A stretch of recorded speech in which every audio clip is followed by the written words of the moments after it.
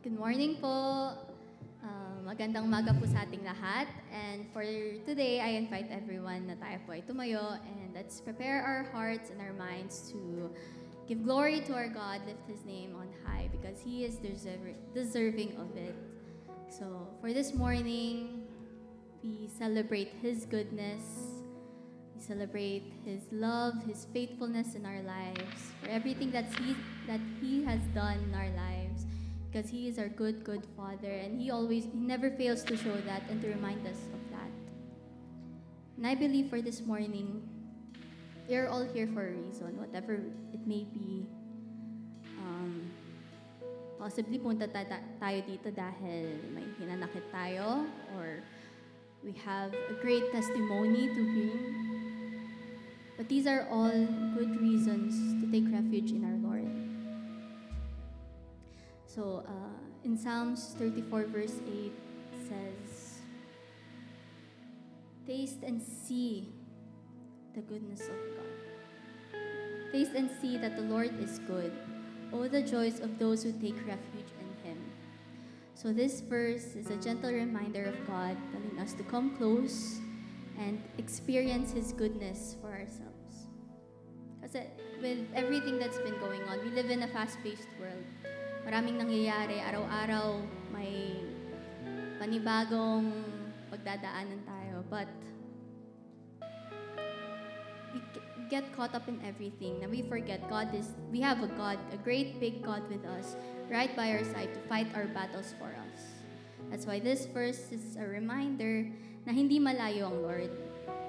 He's always there, He's always ready to meet us right where we are, ready to give His love and His grace.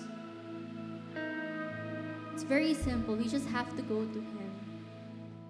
Sabi nga, taste and see that the Lord is good.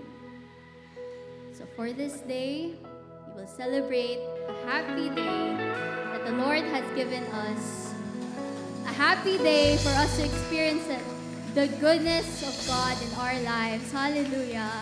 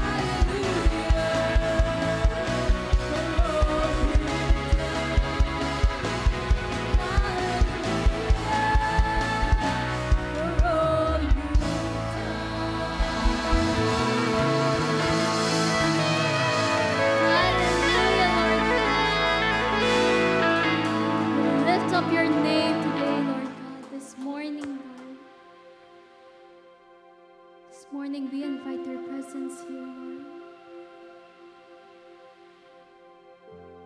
We want everyone to taste and see how good you are, Lord. How peaceful and joyful it is to be in your presence, Lord. Come in our midst, Lord. We invite you here, Lord. We want to make room for you in our lives, Lord.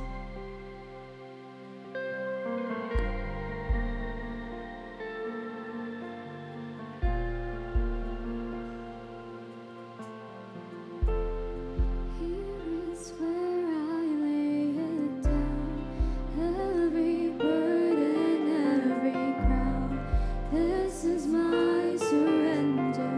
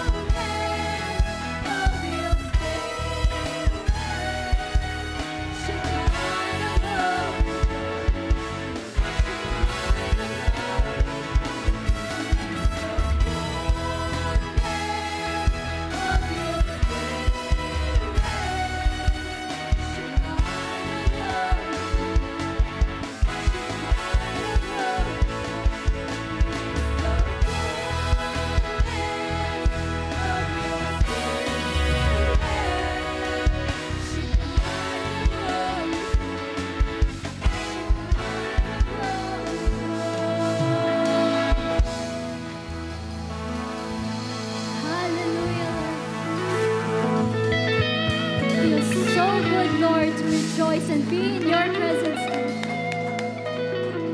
It feels so good to know that you are near, Lord. You are here, Lord. We can take refuge in you, Lord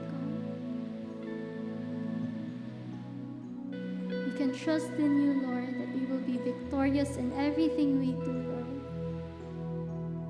Whatever life may bring, whatever season we are in, Lord, you are there for us. And you love us and you will never fail us, Lord God. You are so, so good, Lord. Today, Lord, we want to continue to serve you, Lord, to show our love for you, Lord. The same way that you have loved us, Lord. We are here not because of who we are, Lord, but because of who you are, the goodness that you have done in our lives, Lord. We will forever be grateful that we have you in our lives, Lord. In Jesus' name, hallelujah, Lord God. And today, I invite everyone na tayo po ay mag-ikot at kamayan po natin ang isa't isa. I-welcome po natin isa't isa.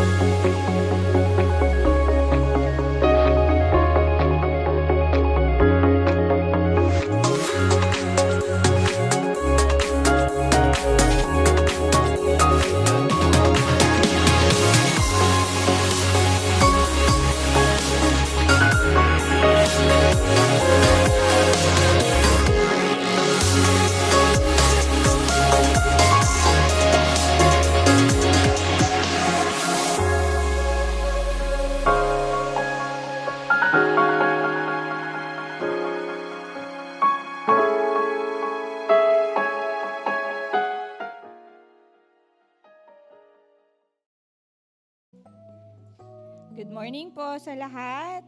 Isang mapagpalang umaga po para sa atin. Bago po pala tayo dumako sa ating tithes and offering, gusto ko lang pong i-welcome ang ating new attendees or visitors po sa araw na ito. Pwede po bang tumayo si Grace Oray? Hello po, welcome po sa CCUF. And si John Dave Fernandez. Hello po, welcome po sa ating CCOF. Sa ngayon po, kayo po ay aming mga bisita. Ngunit sa darating na Sunday, sa inyong pagbabalik, kayo po ay kabahagi na ng CCOF family and you are part of it na po. So you are no longer a visitor by then, but kayo na po ay aming kapamilya. So, sige po, tayo ay dumako sa ating tithes and offering. And yung isi-share ko po is about dun sa widow, sa Old Testament po, sa Kings. Actually, dalawa po sila, sa Old Testament and sa New Testament po. Dito po sa widow, sa Old Testament, sa 1 Kings, chapter 17, yung the widow at Zarephath po. Siya po yung widow na during the time kasi wala pang harvest. And ang meron na lang po yung widow na to is a handful of flour and a few of olive oil or oil po to make enough bread para sa kanila ng anak niya. But then, si Prophet Samuel po is inutusan siya ng Lord na pumunta sa widow na to. And ang sabi po ni Prophet Samuel dito sa widow is, simulan ko po. So sa verse 10 po, 17 verse 10, sabi po dito, so he went to Zarephath. As he arrived at the gates of the village, he saw a widow gathering sticks, and he asked her, would you please bring me a little water in a cup? As she was going to get it, he called to her, bring me a bite of a bread too, sabi niya. But the widow said, I swear by the Lord, your God, that I don't have a single piece of bread in the house, and I have only a handful of flour left in the jar and a little cooking oil in the bottom of the jug. I was just gathering a few sticks to cook the last meal, and then my son and I will die. But Prophet Elijah. But Elijah said to her, don't be afraid. Go ahead and do just what you've said. But make a little bread for yourself, for me first, then use what's left to prepare a meal for yourself and your son. For this is what the Lord, the God of Israel says, there will always be flour and olive oil left in your containers until the time when the Lord sends a rain and the crops grow again. And yung ginawa po yun ng widow kung ano po yung sinabi ni Prophet Elijah. And alam niyo po, after niya pong gawin yon, yung bigyan ng bread muna si Prophet Elijah, never pong naubusan ng flour and oil yung kanyang sisidlan.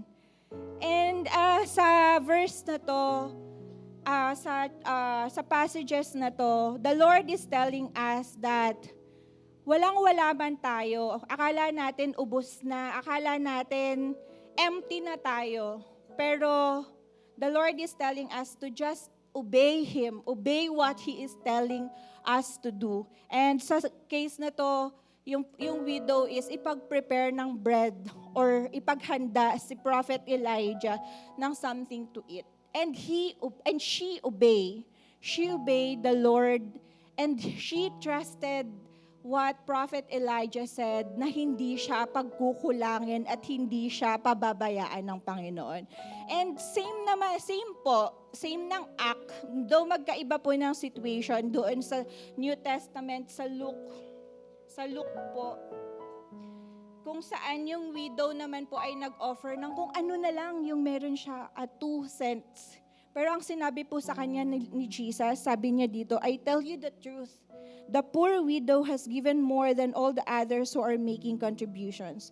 For they gave a tiny part of their surplus, but she, poor as she is, has given everything she had to live on. So they have this same, magkaiba man po sila ng situation, magkaiba man po sila ng time, but they have the same heart nung nagbibigay sila sa Panginoon. They obey, they trust, and they have faith in the Lord na hindi sila pababayaan, hindi sila pagkukulangin, at patuloy silang aakayin ng Panginoon. Because that is the Lord that we have. Since then, mula sa Old Testament hanggang sa ngayon, we have the same God po. At kung paano niya pinuno yung sinisisidlan ng flour nung widow sa Old Testament, at kung paano niya paano pinuri ni Jesus yung widow sa New Testament, ganun din po ang nakikita ng Lord sa atin every time that we give Him the portion na nararapat sa Kanya. Yung portion na buong puso nating pinagkakaloob sa Kanya. Kasi po, it is always the heart of the giver that the Lord is seeking whenever we give Him what He deserves. Because tithes and offering is not just something that we should give, something that we should put in an envelope, but it is something that patuloy nating ina-acknowledge that our Lord is our great provider, that no matter how big or small yung binibigay natin sa kanila, it's not a loss to us. Hindi ito kawalan sa atin kasi He already gave us first. Nagbalik lang tayo ng kung ano yung meron o ano yung pinagkaloob sa atin ng Panginoon. So, sige po, I encourage everyone to stand up and bring their tithes and offering with a heart na patuloy na nag-o-obey sa ating Panginoon and worship Him.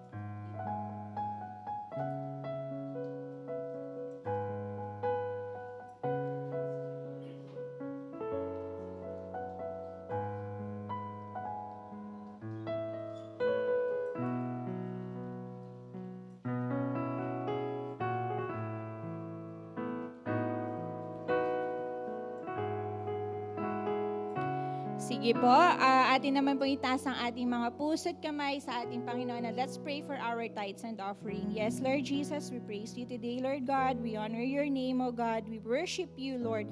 Lord, this tithes and offering, Lord Jesus, ito po ay aming inaalay sa inyong pangalan, Lord God, sa inyong panambahan naman na siyang magsisilbing maging extension ng inyong glory, Lord God, dahil ang mga tithes and offering na to, the church will use it to bring glory, to bring more glory to your name, Lord God, to expand your kingdom here on earth, Lord God, to win more souls for you, Lord Jesus.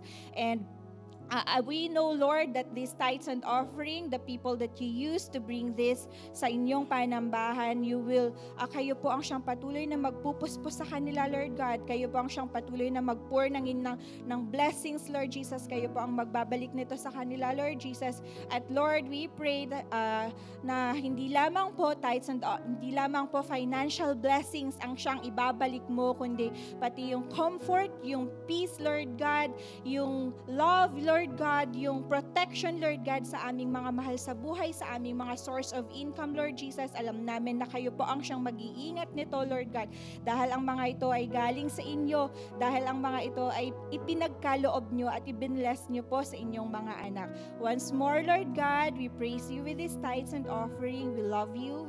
We glorify your name. This we pray in Jesus' name. Amen.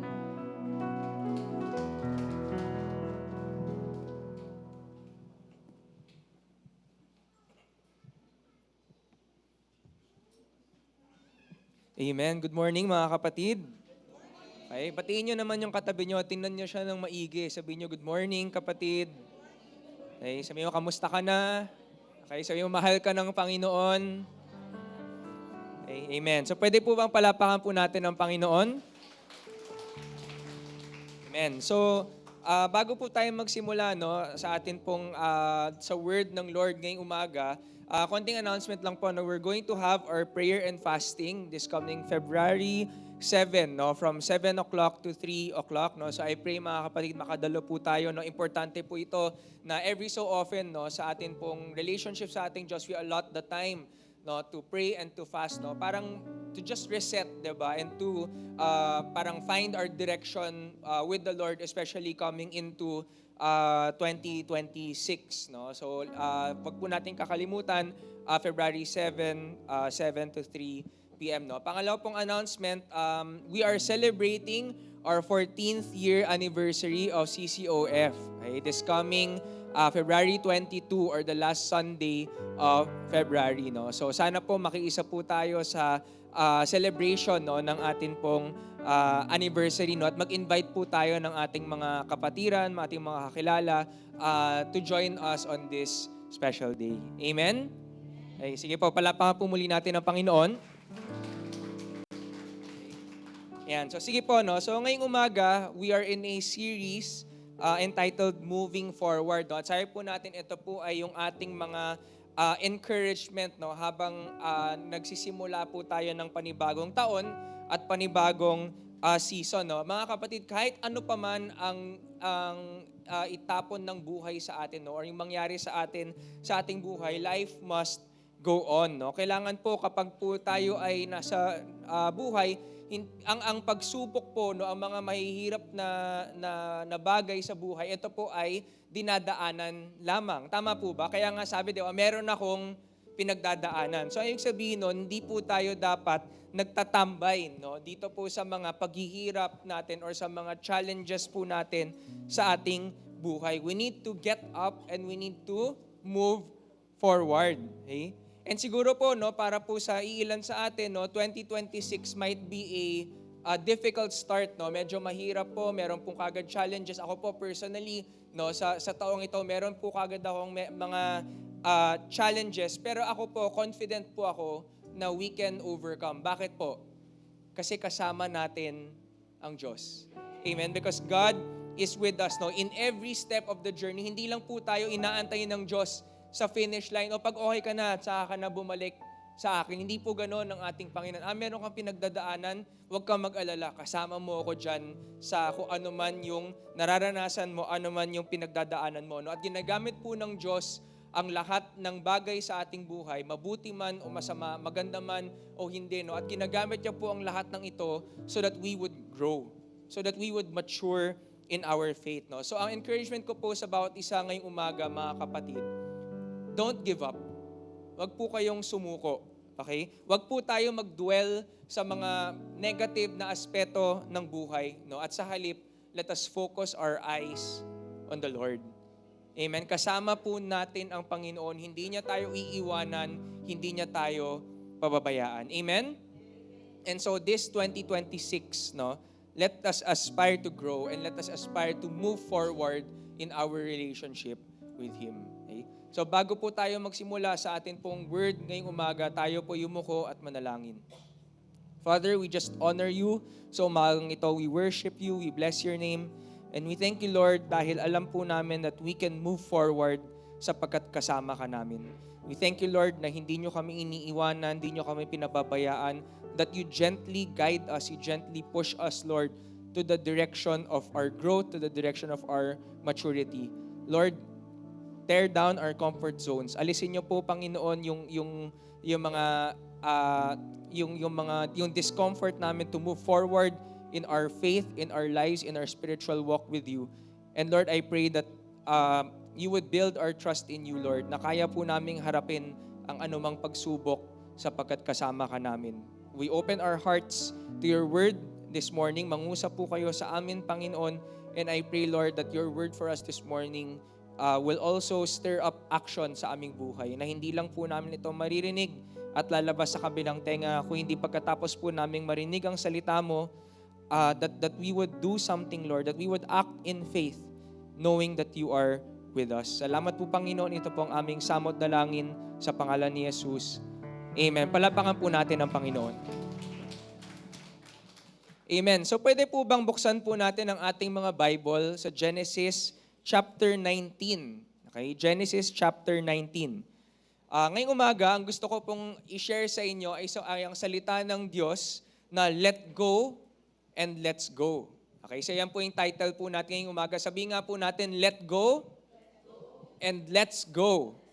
Okay? So mamaya po explain po natin yon, no? Pero ang focus po ng salita po natin, ng word po natin ngayong umaga, no, makikita po natin ito within the story of the destruction of Sodom and Gomorrah. Okay, wow, parang saan nanggaling yun? Parang parang hindi siya connected. Okay? And syempre, alam naman po natin na kapag binring up po yung kwento ng Sodom and Gomorrah, usually it pertains to the topic of sin, di ba? Of homosexuality, no? Pero hindi naman po yun ang topic po natin ngayong umaga. Instead, no, gusto ko pong ma-realize po natin that there are so many other layers, so many other learnings na pwede po nating mapulot mula sa kwentong ito, no? At dito po sa umagang ito, no, ang focus po natin ay yung character po ng asawa ni Lot or si Lot's wife.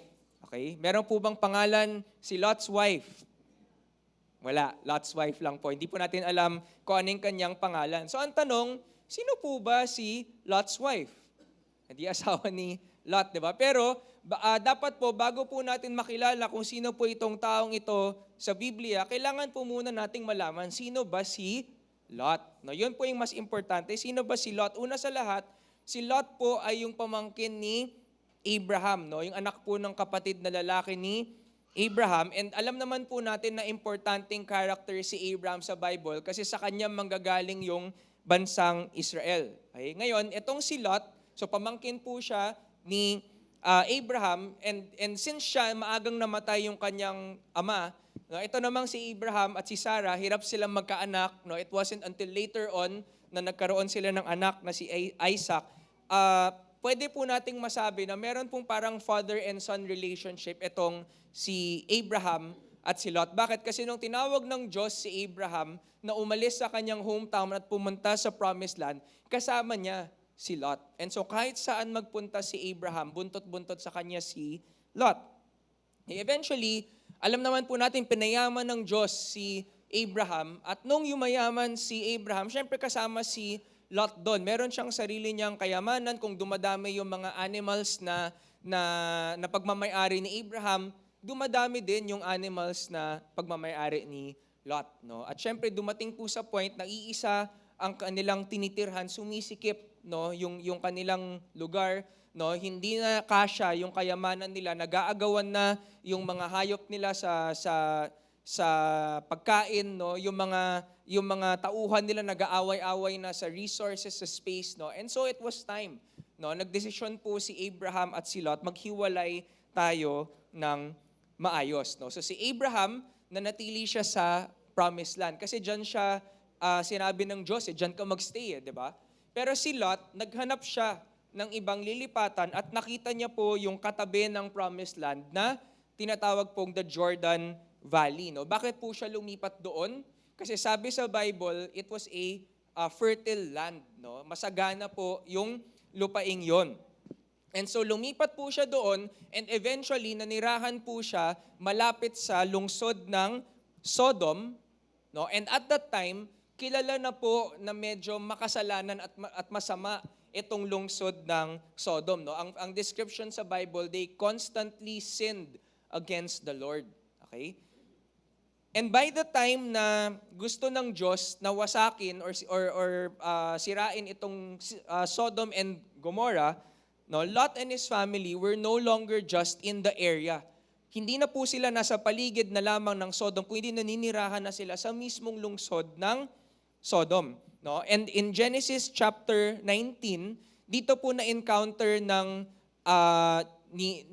na-encounter ni Lot yung dalawang angels na pinadala ng Diyos para i-investigate yung city. So ang ginawa po ni Lot dito po sa chapter na bubuksan natin mamaya, no, in-invite niya itong angels na dito na lang kayo manuluyan sa bahay ko, no, matulog kayo dito, papakainin ko kayo at bukas na kayo tumuloy sa paglalakbay ninyo. So hindi lang po siya hospitable, no, pero kaya po ginawa ni Lot 'yon kasi alam niya na kapag nanatili kayo sa labas kung ano-ano ang gagawin sa inyo ng mga tao ng Sodom. And so totoo nga nangyari mga kapatid, dinumog po ng mga taga-Sodom yung bahay ni Lot, 'di ba? Ang sabi nila, ilabas nyo yung dalawang lalaki na yan para sa amin, no? And so nagkaroon po ng commotion and eventually yung angels, sinabi nila kay Lot, umalis na kayo ng inyong pamilya mula sa lungsod nito kasi wawasakin ko na ito, sisirain na namin ito dahil sa kanilang kasalanan. And so ginawa ni Lot, dinala niya yung asawa niya at yung kanyang dalawang anak na babae para lisanin yung lungsod. No? Actually, pwede po niya sanang isama yung kanyang mga magiging manugang, no? Yung mga fiancé ng kanyang mga anak, pero akala nila nagbibiro lang siya. So hindi sila naniwala and so they were left behind. No? Ang sabi ng angel ang sabi sa Genesis 19 verse 17, when they were safely out of the city, one of the angels ordered, run for your lives and don't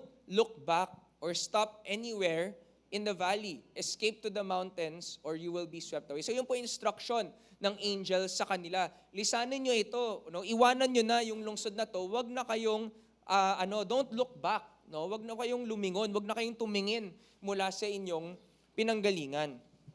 Okay? And so, dito po papasok yung mention ng asawa ni Lot, no? Ano po ang ginawa niya? Sinuway niya yung sinabi ng angel dito kasi ang sabi dito, don't look back eh. 'Di ba? Ngayon sa verse 26, ang sabi dito, but Lot's wife looked back as she was following behind him and she turned into a pillar of salt. So imagine niyo po yung kwento, no, na apat silang tumatakbo, nagmamadali, bigla niyang sinabi, teka muna, mamimiss ko yung pinanggalingan ko. And so, because she looked back, naiwan siya. No? She got stuck where she was. She turned into a pillar of salt. Okay? Now, hindi po natin alam kung ano yung personality o kung sino itong asawa ni Lot. Di natin alam kung saan siya galing. Posible na taga-Sodom siya, doon siya na pangasawa ni Lot. Posible din no, na siguro doon siya nakilala siya ni Lot doon sa mga ibang lugar kung saan sila naniraan. So hindi po natin alam. But ano yung legacy niya? Ano yung memory natin sa kanya sa Bible? She will forever be remembered for looking back. Kasi yung paglingon niya na yon, hindi lang naman yun matay. 'Di ba? Yung paglingon niya na yon, yung puso yun. No? She looked back with longing and she thought, mamimiss ko itong lugar na pinanggalingan ko. No? And because she preferred her old life, she preferred her past life, no, over her future, no, she was not able to reach the place that God was bringing her family to. Okay? Ano po yung learning po para sa atin ngayong umaga, mga kapatid? Let go so that we can move forward. Let go, let's go. No? So piliin po natin na i-let go yung mga bagay na sinasabi ng Diyos na iwanan na natin para patuloy tayong mag-grow at lumalim sa ating relasyon sa ating Panginoon. Amen? Okay, so meron po akong apat na halimbawa ng mga bagay na pwede po nating or dapat po nating i-let go, lalo na't gusto nating lumago sa ating relasyon sa ating Panginoon. Ready na po ba tayo mga kapatid? Amen. So una po, let go of sin. Okay, tingnan mo yung katabi mo, sabihin mo, let go of sin. Okay? Ano ba saan ba pinakakilala ang city of Sodom? It is most known, no, to represent wickedness and sin. Na pag naisip mo yung salitang Sodom, automatic, kasalanan yan. Okay? So kung babasahin po natin description ng Sodom sa Bible, sa Genesis 13, 10 to 13, no?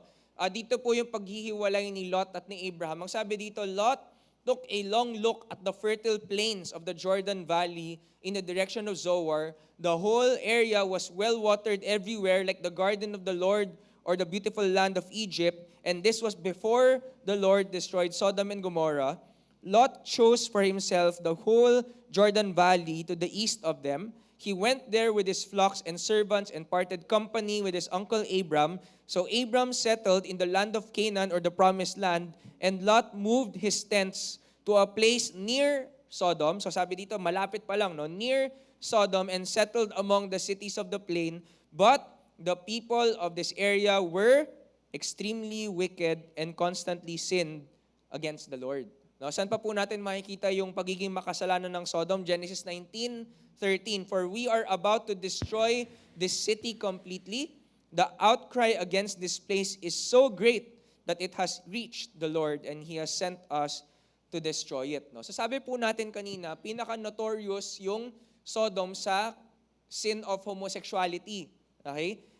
Tulad na nakita po natin sa kwentong ito. Pero bukod po dito, meron pa pong ibang kasalanan na guilty ang Sodom, part of which is inhospitality. Ano po ibig sabihin nun? Yung wala kang malasakit sa kapwa, wala kang pakialam sa kapakanan ng kapwa mo. No? Kasi bakit? No? Tingnan po natin yung nangyari sa kwento, na merong mga manlalakbay na dumating sa kanilang city, kaysa alagaan nila, kaysa maging concerned sila, okay lang ba kayo? Ano yung resources na kailangan nyo? Kailangan nyo ba ng tubig, pagkain, matutuluyan? They were more interested in what they could get from these people, 'di ba? Yung gratification nila mula sa dalawang lalaking ito more than what they could give, no? Dito po sa dalawang travelers na ito, no? And they were willing to go as far as to rape the angels to get what they want, no? So kung hindi nyo ibibigay sa amin ito willingly,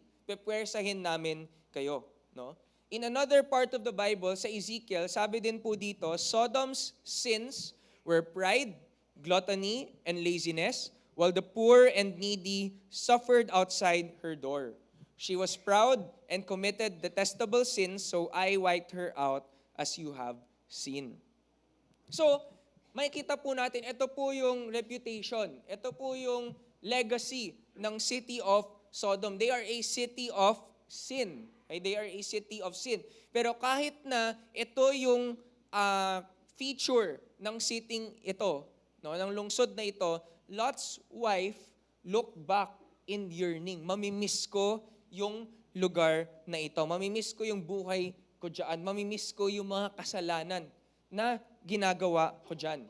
No, hindi po natin alam kung anong klaseng kasalanan ang ginagawa ng asawa ni Lot. No? But the very fact that she looked back, it showed that she was worldly. Makamundo siya.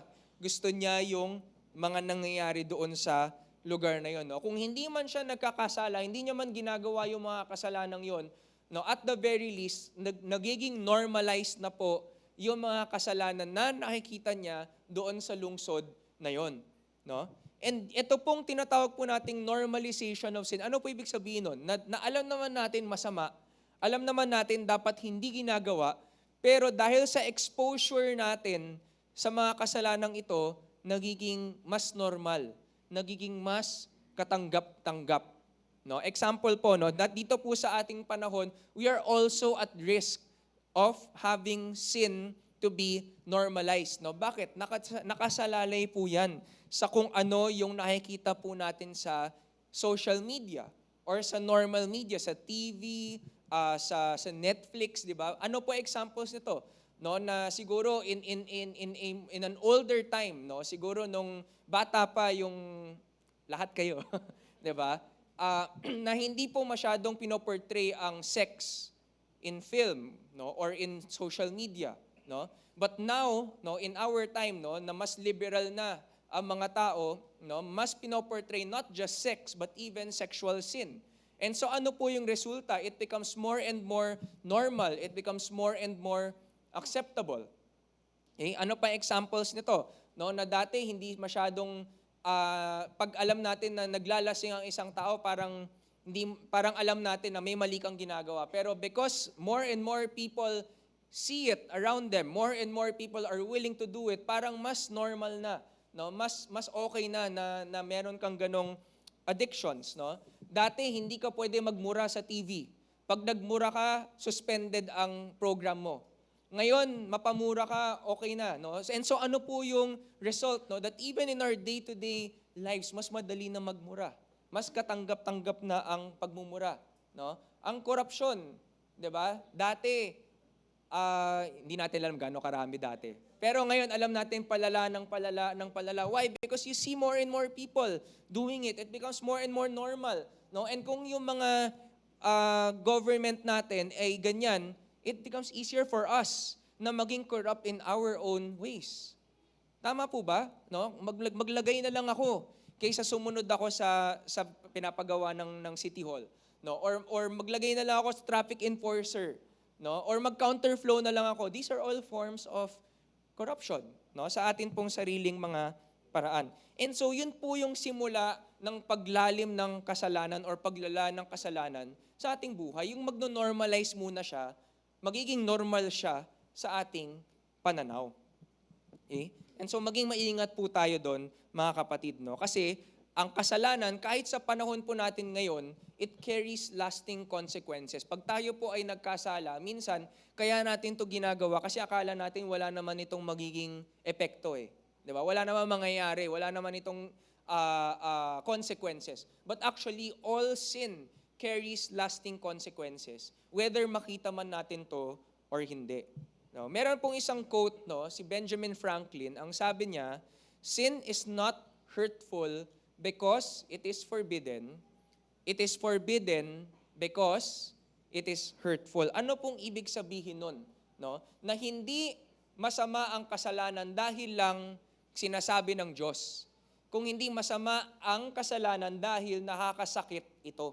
All forms of sin, no matter how small or how big, kaya po ito masama dahil nakakasakit po ito sa ating kapwa. Minsan, hindi lang po ating kapwa ang nasasaktan. Minsan, sa ating sariling kasalanan, tayo ang nasasaktan. Okay lang na, na maglasing ako kasi akin lang naman yan eh. Pero hindi mo namamalayan na meron na pala itong epekto sa buhay mo. Diba? Ultimately, all sin affects our relationship with God as well.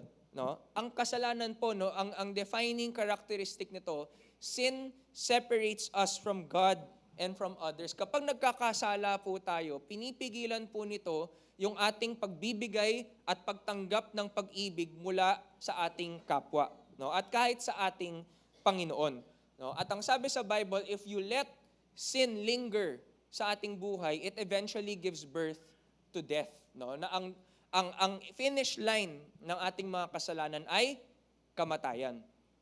James 1 verse 15, these desires give birth to sinful actions, and when sin is allowed to grow, it gives birth to death. No? So ang finish line ng ating mga kasalanan is death.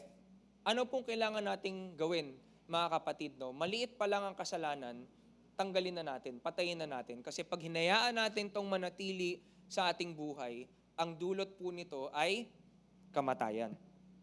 And so this 2026, mga kapatid, God is inviting us, no? Stop looking back at sin. Diba? Huwag nyo nang mamiss yung mga kasalanan natin. Instead, pakawalan na natin to, iwanan na natin to, bitawan na natin kung ano man yung ating mga kasalanan sa ating buhay. Ephesians 4, verse 22 to 24, throw off your sinful nature and your former way of life, which is corrupted by lust and deception. Instead, let the Spirit renew your thoughts and attitudes. Put on your new nature, created to be like God, truly righteous and holy. Ang kasalanan, mga kapatid, wala po itong lugar, no, sa isang buhay ng tunay na mananampalataya. No? Naghahadlang po ito para all the way tayong makasunod sa ating Panginoon. No? In fact, mga kapatid, sin is the very thing that God saved us from.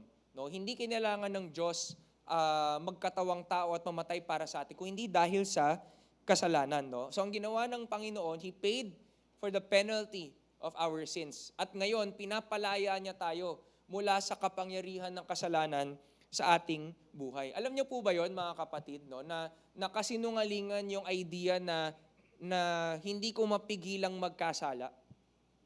Diba? Kasi sabi sa Bible, sin has no power over us. We are under no obligation to commit sin. Every time we are tempted to sin, every time pumasok sa isip natin na, hindi mo kaya i-give up yung urge na yan. No? Hindi mo kayang i-surrender yung habit na yan. Hindi. Meron akong kapangyarihan na pagtagumpayan ang mga ito. No? Kasi pinalaya na ako ng Diyos mula sa kapangyarihan ng kasalanan. Amen? So anytime na nangungusap ang kasalanan sa buhay natin, tinutokso tayo ng kasalanan, sabihin mo sa kasalanan, no, Christ has already set me free from the power of sin in my life. Amen? Pwede po ba nating palapakan ng Panginoon para doon? Okay, so tatandaan po natin, sin is both the inward motive and the outward action. Ang kasalanan, hindi lang po yan yung mga bagay na ginagawa natin. Minsan ang kasalanan, ito din yung nilalaman ng ating puso. Sa example, ano yung outward? Ano yung mga actions? Mga bisyo, mga addictions, mga yung nanapak ka, nagnakaw ka. These are outward actions that are sinful. But there's also inward motives, inward sins. Example, pride, hatred, anger, lust, bitterness, desire for revenge, selfishness, faithlessness. Itong mga bagay na to, mga kasalanan din ito. Pero whether they are inward or they are outward, pinapalaya tayo ng Diyos mula sa lahat ng kasalanang ito. And so ano pong dapat natin gawin bilang mga mananampalataya? 1 John 3 verse 9. Sabi po dito, those who have been born into God's family do not make a practice of sinning because God's life is in them. So they can't keep on sinning because they are children of God. Gusto ko po i-highlight yung salitang do not make a practice of sinning. Ibig sabihin pag mananampalataya tayo ng Diyos, hindi na dapat tayo namumuhay sa kasalanan. Ang kasalanan, hindi na dapat ito normal na bahagi ng ating buhay. Hindi po ibig sabihin nito na hindi na tayo magkakasala sa ating buhay.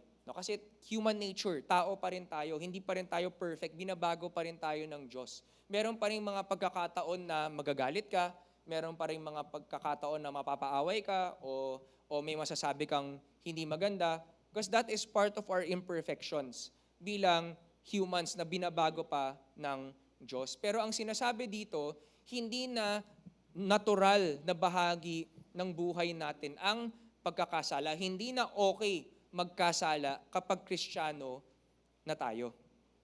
Amen? And so pag-isipan po natin, mga kapatid, what are the motives and actions we have that God is calling us to let go? At kaya po pinapalet go ito ng Panginoon sa atin kasi alam niya na nakakasakit ito sa ating sarili, sa ating kapwa, at sa ating relasyon sa Panginoon. Ang pagtatagumpay laban sa kasalanan, hindi po yan basta-basta nangyayari. Kailangan nilalaban po yan. Meron po tayong kailangang gawin. Ako po, to be transparent with you, ang lifelong struggle ko is pride. And alam ko that over the course of my life, nag-aalaw ang Diyos ng mga circumstances sa buhay ko para turuan ako maging mapagpakumbaba. Nagbibigay siya ng mga test, ng mga challenges. Minsan napagtatagumpayan ko, minsan hindi. Sometimes nagpapadala ang Diyos ng tao to remind me to be humble. And I know that this is a work in progress. I know that this is something that the Lord is calling me to continually let go of. Ulitin ko, bilang mga mananampalataya, ang expectation ng Diyos sa atin, hindi maging sinless habang nabubuhay tayo sa mundo. Ang expectation ng Diyos, we sin less and less. Dapat habang nagmamature tayo sa ating pananampalataya, dapat mas napagtatagumpayan na natin yung ating mga kasalanan at yung mga pagkukulang sa Panginoon. Amen? So yun po yung una, this 2026, let us let go of sin. Pangalawa, let us let go of hurt. Okay, let us let go of hurt. So hindi po natin alam kung ano yung pagkakatrato ng mga taga-Sodom sa pamilya ni Lot. But we do know that in at least one instance, nakasakit or napahamak ang pamilya ni Lot dahil sa mga ginawa nung mga tao sa Sodom. Kailan po ito? Nung dinudumog na nila yung kanilang bahay at kung ano-ano na yung pinagsasabi sa kanila nung nandun yung mga angels. No? Ang sabi sa Genesis 19 verse 9, "Stand back," they shouted. "This fellow came to town as an outsider and now he's acting like our judge. We'll treat you far worse than those other men." So pinagbantaan nila, no, itong pamilya ni Lot, no? And despite this treatment, kahit na pinagbabantaan na sila kung ano na pinagsasabi sa kanila, Lot's wife, no, looked back and did not want to leave this behind. No? Anong klaseng tao yon? Anong klaseng kaibigan yon? Pinagbantaan ka. No? Parang ang weird pakinggan, di ba? Parang hindi ako ganun. Pag ako inaway ni ganyan, ako lalayasan talaga kita. Di ba? Ganun tayo, no? Pero in our own way, mga kapatid, para tayong Lot's wife. Paano po? No? Na like her, she was holding on to this city that hurt her. Tayo minsan, parang lagi pinanghahawakan natin yung ating mga hinanakit. Tama po ba? No, na pag nasaktan tayo, matagal nating masyadong hinahawakan yung mga hinanakit natin o yung bitterness natin o yung sama ng loob natin, no? Alam nyo, hindi po healthy para po sa atin na masyadong hawakan, no, yung ating mga sama ng loob, no? Kapag masyado po nating hinold on yung ating sama ng loob, no, it ends up na this negatively influences how we treat other people around us. Minsan hindi lang po yung mga taong nakasakit sa atin, no, yung nagbabago yung pagtrato natin. Minsan wala naman silang ginagawa sa atin, pero nadadamay sila kapag ang ating pananaw ay nadadala ng ating sama ng loob, no? Minsan inosente naman sila, pero nadadamay sila. Okay? Example, no? How many of us yung natuto na ako kasi nasaktan na ako, no? May mga nagsabi na ba na, ay naku, ayoko na mag-boyfriend, ayoko na mag-girlfriend kasi nasaktan ako. Di na, ayoko na. 'Di ba? Or hindi na ako masyadong magtitiwala sa tao kasi binetray ako ng kaibigan ko eh. 'Di ba? Or hindi na ako mag-open up kasi nung huli akong nag-open up, pinagtawanan ako. 'Di ba? Or meron naman sa atin na siguro may ginawa yung asawa natin. Matagal na, ilang taon na nakalipas pero kada away nyo, yan pa rin ang binibitaw mo. Nung 20 years ago, ito yung ginawa mo sa akin eh. 'Di ba? Hanggang ngayon hindi mo pa rin ma-let go, no? Alam nyo, ito pong ganitong klase ng hurt, ganitong klase ng bitterness, ng pain, ito po yung after effect ng kasalanan. No, ito po yung epekto ng kapag may nagkakasala sa atin or nagkakasala tayo sa ating kapwa. At alam nyo po, gusto ng kaaway na panghawakan natin itong mga hurt and bitterness and pain na to. Bakit? Kasi kapag meron tayong ganito, it prevents us from following Christ. It makes it difficult for us to follow Christ. Ano po yung good news, mga kapatid? No, that hurt is not permanent and that Jesus heals all wounds. Amen? Na hindi lang po yung physical na nasakit ang kayang pagalingin ng Diyos, kahit yung spiritual wounds, kahit yung emotional wounds, kayang pagalingin ng ating Panginoon. Pero meron po tayong bahagi. Meron po tayong kailangang gawin. Our role is to let go of the hurts that we experience in life. Sabi po sa Ephesians 4:31-32, "Get rid of all bitterness, rage, anger, harsh words, and slander, as well as all types of evil behavior. Instead, be kind to each other, tender-hearted, forgiving one another, just as God, through Christ, has forgiven you." Dito po natin makikita yung paraan para i-let go yung mga hurt na nararamdaman natin sa buhay.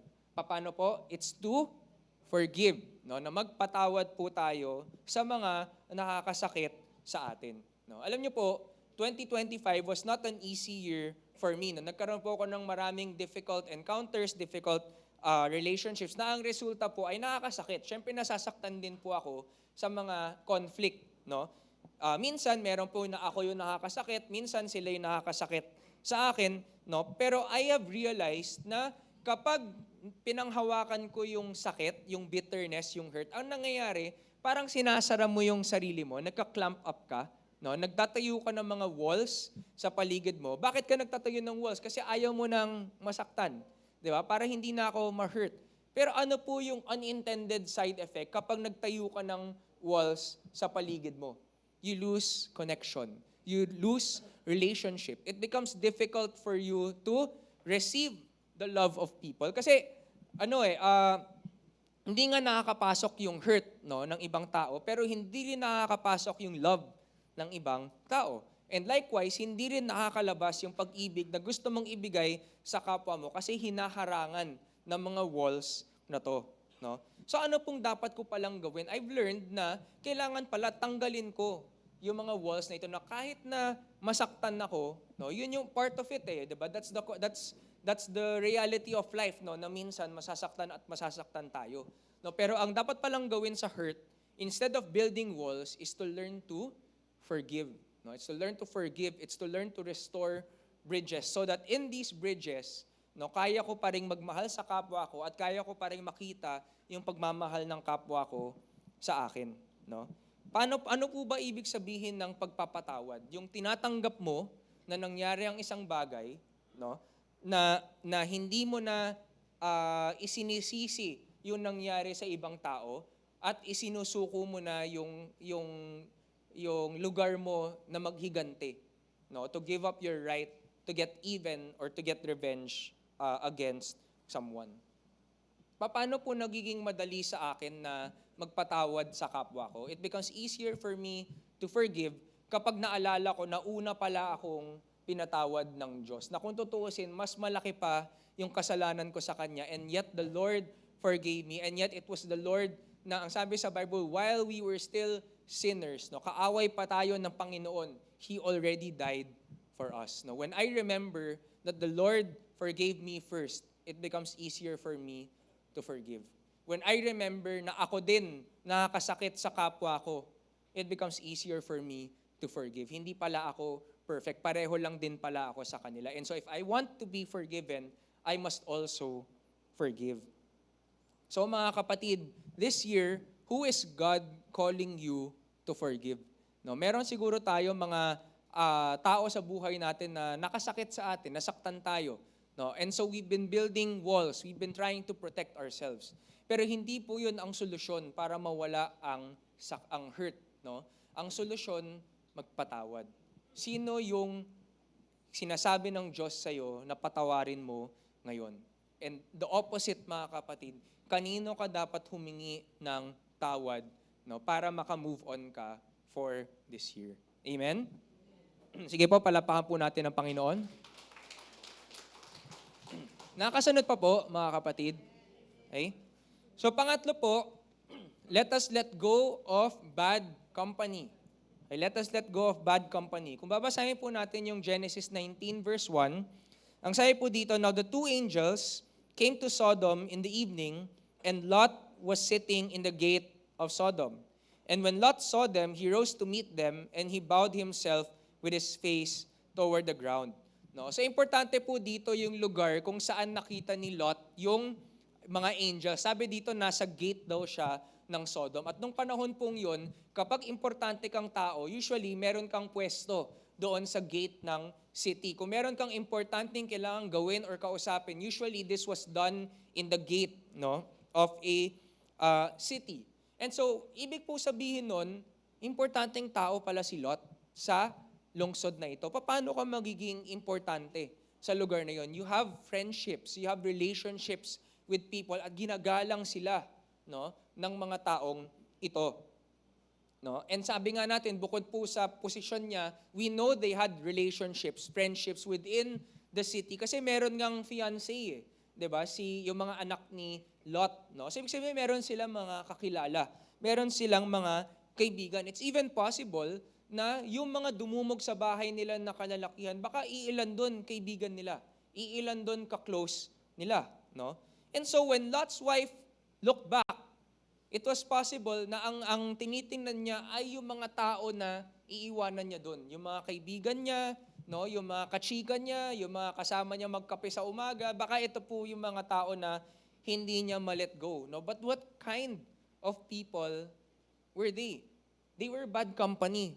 Na in the long run, kung tuloy-tuloy na nakisama yung asawa ni Lot at yung pamilya ni Lot sa mga taong yon, darating ang panahon na mahahawa sila sa kasalanan ng mga taong yon. So they were bad company, no? Especially in the context of their relationship with God. Ano po ang sabi sa 1 Corinthians 15:33? Don't be fooled by those who say such things, for bad company corrupts good character. Bad company corrupts good character. Meron din pong kasabihan na ang sabi ay, tell me who your friends are, and I will tell you who you are, 'di ba? Na kung ano yung impluwensya na natatanggap mo mula sa mga kaibigan mo, eventually magiging ganun ka rin. No? Kahit gaano ka pa kamakadiyos, gaano ka pa kalalim sa Panginoon, kung ang kasama mo ay manginginom, darating ang panahon, madadamay ka rin. Kung kahit gaano ka pa kalalim sa Diyos, kung ang paligid mo ay mga chismoso at chismosa, darating ang panahon, ikaw na rin, chichismis ka na rin. Okay? And so, kailangan po maging maingat po tayo with what kind of company we surround ourselves with. Kasi relationship carries influence. Diba? Hindi naman po ibig sabihin nito na, sabi sa church, wag na ako makikisalamuha sa mga hindi mananampalataya. So, automatic, no, nasa trabaho, hindi ka na nakikipag-usap kayo. Hindi naman po ibig sabihin nun. Kasi, meron din po tayong responsibility to also share the gospel sa mga tao na hindi pa nakakilala sa Panginoon. So, hindi po ibig sabihin nito na cut all ties with unbelievers. Pero ano po ibig sabihin nito? No, na maging maingat po tayo, no, in our friendships, who is influencing who. No, na dapat tayo bilang mananampalataya, we are the ones positively influencing yung mga tao sa ating social circle. And likewise, that we also have a circle of friends na nagpa-positively influence sa atin, na lumalim or lumago sa ating pananampalataya. So who are the people that God is calling you to let go of because of their negative influence in your life? Meron po bang mga tao sa buhay natin na siguro panahon na para medyo lumayo ng konti o dumistansya ng konti kasi ang dinudulot niya sa buhay ko ay kasalanan, nagkakasala ako kapag ka nakikita ko yung taong yun, nakikita pa lang hindi pa hindi man lang nakakasalamuha no. Ako po mga kapatid meron po kung a few years ago nahiwalay po ako sa isang group of friends na naging kaibigan ko during the pandemic and at that time it was very difficult for me kasi parang feeling ko na pagkakaisahan ako or parang na-enjoy ko kasi yung company nila pero parang lumalabas ayaw nyo pala sa akin. Parang ganon, no? And during that time, hindi ko maintindihan bakit ako inilalayo ng Diyos doon sa grupo ng taong yon. And syempre masakit yun, di ba? Masakit na mawalan ng kaibigan, no? Hindi naman sa masamang tao sila, no? Hindi naman yun, it was not that they were evil people, pero it was maybe because of their company na lagi ko silang kasama, no, napipick up ko yung mga personalities nila, na-impluwensyahan nila ako, yung mga kasalanan nila, eventually baka madamay ako sa kasalanan nila, no? And I realized later on na being with these people was slowly steering me away from the Lord, no? Na masyado akong nagsispend ng time with them, masyado ko silang pinagtutuunan ng pansin, no? And siguro kung hindi po ako inalis ng Diyos sa ganong sitwasyon, siguro naging chismoso ako. Siguro nagkaroon ako ng bisyo. Siguro na-pick up ko yung pagiging mayabang nila, no? Or magiging ma-pride nila. And I realize mga kapatid that sometimes God removes people from our lives before they can even do any damage to us. No, yun po yung wisdom ng Diyos na minsan hindi lang niya tayo nililigtas na sa gitna ng kaguluhan, minsan nililigtas niya tayo bago pa man tayo umabot doon sa kaguluhang iyon, no? Siyempre, there will be times na hindi natin ito maintindihan at the moment, no? Pero diyan papasok ang pananampalataya, 'di ba? That we trust that God can use every situation in our lives, no, para lumago po tayo sa ating relasyon sa Kanya. Amen? And so, ano po yung encouragement sa atin? This year, let's look for godly company. Maghanap po tayo ng mga kaibigan, mga tao na magdadala sa atin papalapit sa ating Panginoon. No? These are people who bring us closer to God and farther away from sin and evil. No? Saan po kaya makakahanap ng ganong klaseng tao? No? Syempre, mga kapatid, welcome to CCOF. Syempre sa simbahan, 'di ba? Dito po natin makikita yung mga tao na ang layunin po natin to bring each other closer to God, no? Pag sinabi po nating church, hindi naman po ito lugar. It's people. The church is made up of people. We are the body of Christ. At iisa po ang ating direksyon, iisa po ang ating layunin. And that is to grow closer to Christ and grow closer like Christ, no? And dito po sa church, makakahanap po tayo ng mga like-minded people, no? Yung mga taong pwedeng magdala sa atin sa Diyos to guide us to the Lord. Atin po mga pastor, atin po mga faith group leaders, no? Siguro yung mga kapatiran natin na matagal ng Kristiyano, mas mature na sa pananampalataya, pwede po tayong tulungan ng mga taong ito sa ating pananampalataya. At pwede pong maging halimbawa ang mga taong ito para sa atin, no? Isa pa pong kailangan po nating godly company, mga kapatid, no? Hindi lang yung mga taong nauuna sa atin, nag-guide sa atin, pero kung hindi yung mga kasabay natin. People who walk with us as we journey in our faith. Minsan yun lang naman yung kailangan mo, kakampi, kasama, kasabay, no? And we can also find that here in church, no? Yun po yung value ng ating faith group, 'di ba? Kasi dito po natin nare-realize na oo nga, no, hindi lang pala ako yung may ganitong struggle. Oo nga, no, hindi lang ako yung may ganitong layunin sa buhay. Si brother din or si sister din. And so pag meron kang challenges or meron kang victories, di po ba? Meron kang pwedeng pagsabihan, meron kang pwedeng pagbahagian ng mga nangyayari sa'yo. Merong taong pwedeng magsabi, oo, naranasan ko nga rin yan at itong ginawa ko. No? Or pagka medyo nahuhuli ka na, merong mga taong pwedeng magsabi sa'yo na kapatid, no, it's time for you to let go, let's go, let's move forward. No? So that's my prayer, mga kapatid. No? At parati po namin itong inuulit-ulit because this is just how important it is. Sana po maging bahagi po tayo ng mga faith group, no? At dito po sa faith group, wag po kayong mag-alala, hindi po yan group work, no? Wala pong grade yan, no? Ang layunin po nito, it's to give an opportunity na magkakilala tayo bilang magkakapatid sa Panginoon. Amen? So pagdating po sa ating faith group mamaya, no, ang challenge ko po sa bawat isa, wag po tayong umasa sa faith group leader natin, no? I'm sure sa labas, madaldal tayo, maingay tayo, kaya nating makipag-usap sa tao. Pwede ba mamaya, let us make an effort to get to know each other. Amen? No, try mo lang, baka naman mamaya, kapatid, di nyo pa alam yung pangalan ng kasama nyo sa faith group, diba? Grabe naman kayo, diba?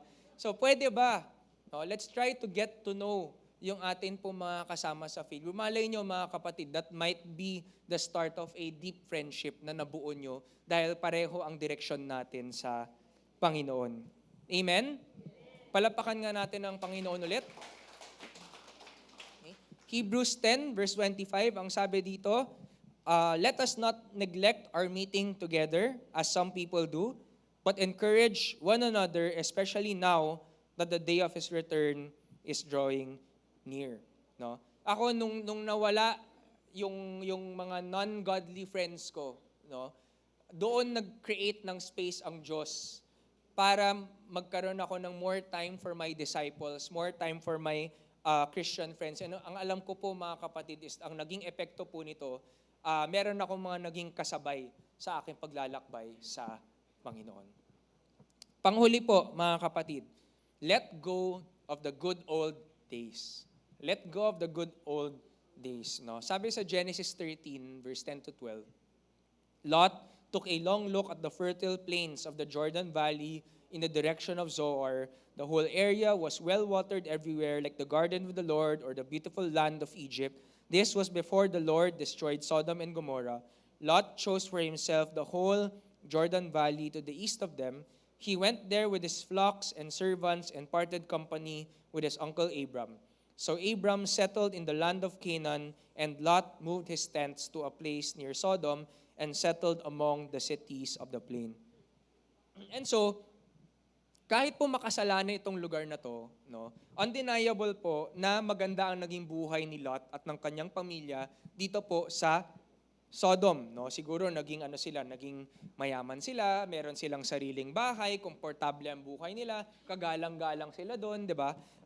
And as they were leaving, siguro 'yun din yung napunta sa isip ng asawa ni Lot, mamimiss ko yung magandang buhay ko diyan, no? So Lot's wife longed for the good old days, no? And siguro ganun din po tayo mga kapatid, no? Minsan ang humihiwalay sa atin sa Diyos hindi naman yung kasalanan o yung mga masasamang bagay. Minsan, mabuting bagay pwede ring makapagpahiwalay sa atin sa Diyos, lalo na kung yung mabuting bagay na ito ay hindi naman bahagi ng will niya para sa atin. No? Alam nyo, minsan, the enemy of best is good. Gets nyo po ba yon? The enemy of what's best is what's good.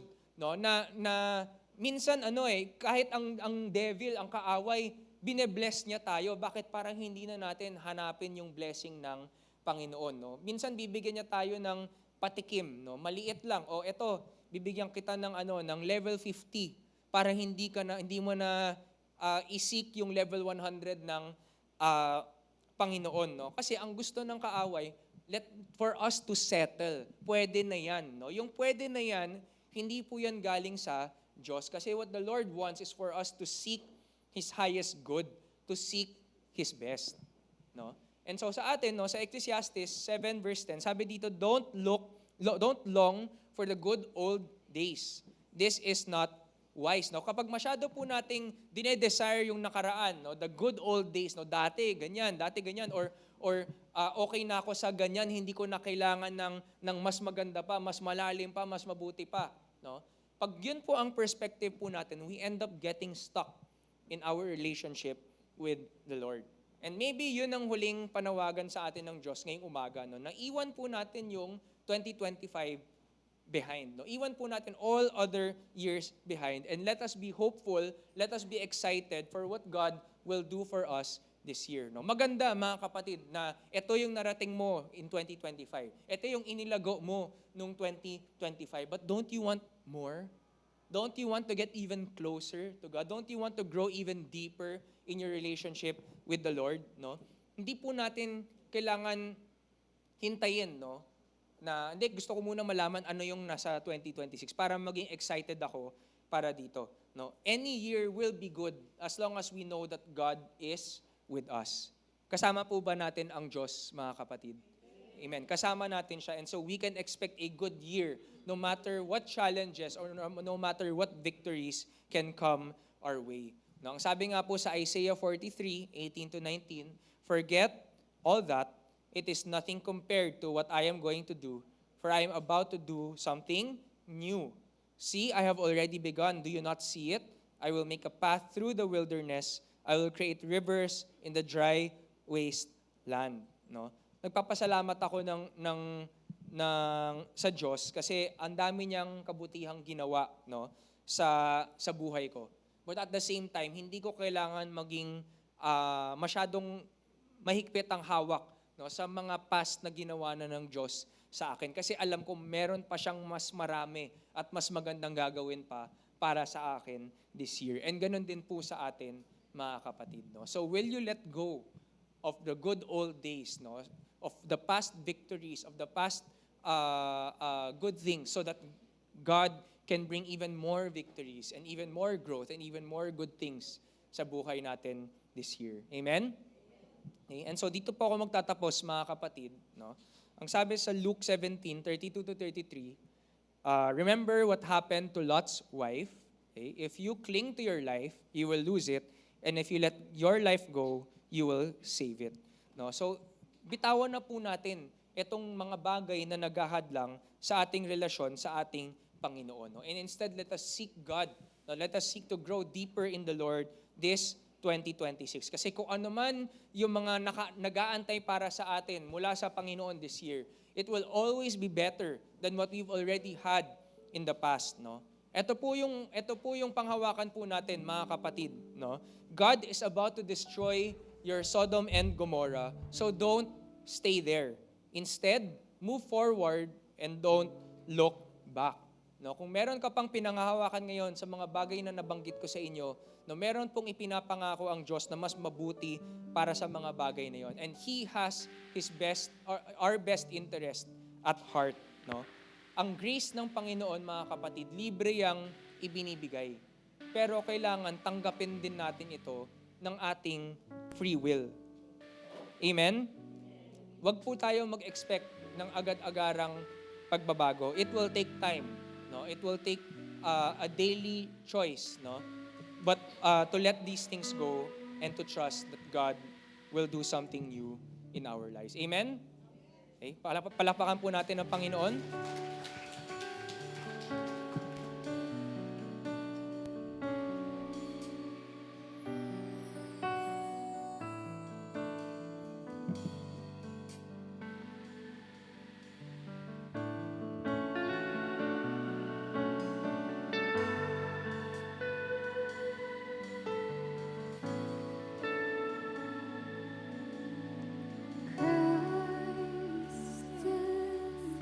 Enough for me. Christ is enough for me. Everything I need is in you. Everything I need. Christ is enough for me. Christ is enough for me. Everything I need is in you. Everything I need. Christ is enough for me. Christ is enough for me. Everything I need is in you. Everything I need, I have decided to follow Jesus. No turning back, no turning back. I have decided to follow Jesus. No turning back, no turning back. The past before me, the world behind me. No turning back, no turning back. The past before me, the world behind me. No turning back, no turning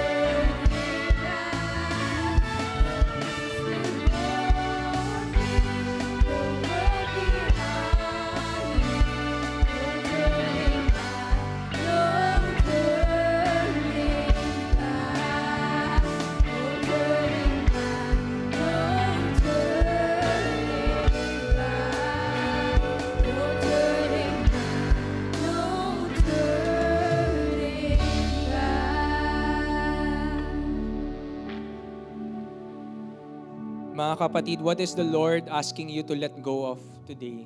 Naniniwala ako na throughout the day, the Holy Spirit has been speaking to each one of us, telling us na, anak, ito yung gusto kong iwanan mo. Will you lay it down before the feet of the Lord this morning? Tayo po'y manalangin. Lord, we just want to thank you for your word. Thank you, Lord, for your presence in our lives through the good and the bad. Kasama ka namin, Panginoon. Lord, narinig namin ang inyong salita ngayong umaga. Narinig namin ang pag-anyaya mo na iwanan namin itong mga bagay na itong mga kasalanan, mga hinanakit, mga tao, mga good things of the past. Lord, we choose to let go of these things. We choose to lay them down at your feet. Lord, will you work in our lives?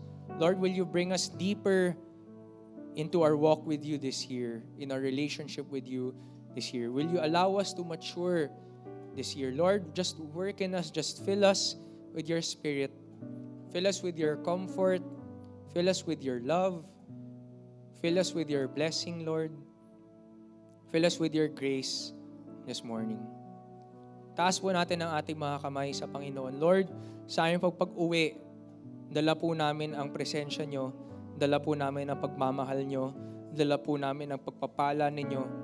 Na I pray, Lord, na we would make a daily choice to let go of all of these things that hinder us from our walk with you. And I pray, Lord, na sa bawat lugar na pupuntahan po namin, maging blessing kami sa iba sapagkat dala namin ang pagmamahal ninyo. We honor you and we bless you, Lord. In Jesus' name we pray. Amen. Palapakan po natin ang Panginoon.